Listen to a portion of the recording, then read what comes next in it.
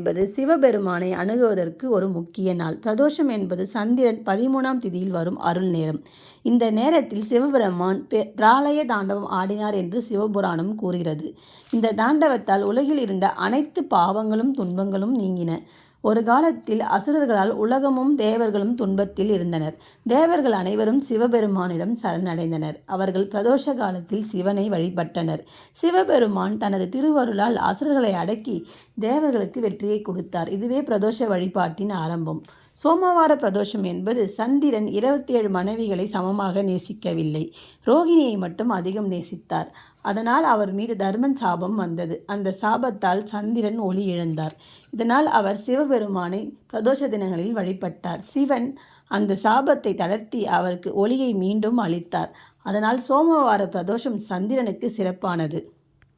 கார்த்திகை மாத சோமவார பிரதோஷின் சிறப்பு என்னவென்றால், இம்மாதம் முருகன் மற்றும் சிவனுக்கான தீஜோதி மாதம்.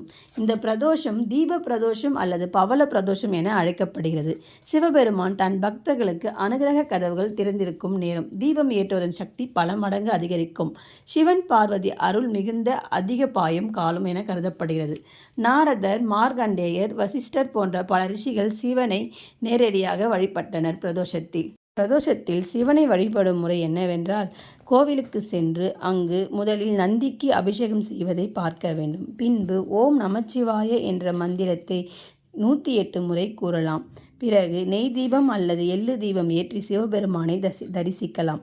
வில்வ இலை வைத்து சிவனை ஆராதனை செய்யலாம். அவ்வாறு செய்வதால் சிவனின் பூரண அருள் நமக்கு கிடைக்கும். சூரியன் மறைந்த பிறகு பிள்ளையார் அருளை பெற்ற பின்பு நெய்வேத்தியம் செய்து விரதத்தை முடிக்கலாம். பிரதோஷ வழிபாட்டால் ஏற்படும் நன்மைகள் என்னவென்றால், பிறவி பாவங்கள் குறையும், குடும்பத்தில் உள்ள தீய சக்தி நீங்கும், வேலை தடைகள் நீங்கி தொழில் தடைபாடுகள் அகலும். கார்த்திகை மாத பிரதோஷம் என்றால் செல்வ வளம் அதிகரிக்கும். சிவன் பார்வதி தம்பதிகளை தரிசிப்பதால் குடும்ப உறவு வளர்ச்சி, திருமண தடை நீக்கம், தம்பதிகளிடையே ஒற்றுமை போன்றவை ஏற்படும். கார்த்திகை மாதம் தீபம் ஏற்றுவது வீட்டில் செல்வமும் அமைதியும் நிலைநிற்கும். வீட்டில் நேர்மறை சக்தி அதிகரிக்கும். பிரதோஷத்தில் கூற வேண்டிய மந்திரம் என்னவென்றால், ஓம் நமச்சிவாய நமக, ஓம் கிரீம் நமச்சிவாய. கார்த்திகை மாத சோமவார பிரதோஷத்தில் ஒரு தீபம் ஏற்றுங்கள். சிவனின் ஒளி நம் வாழ்க்கையை ஒளிர செய்யும். நன்றி.